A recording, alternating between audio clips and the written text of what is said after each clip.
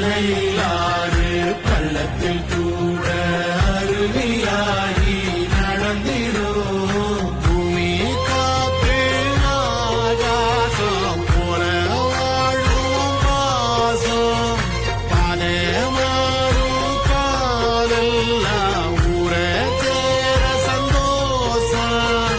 100 தலைமுறை சேர்ந்து செதுக்கு ஈர நலம் இது பாறையா.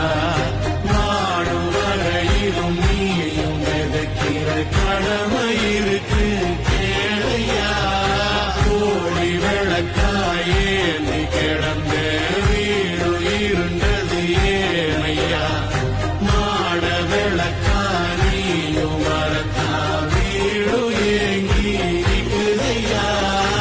எத்தனை சாமி வந்ததையா இது எந்தெந்த சாமி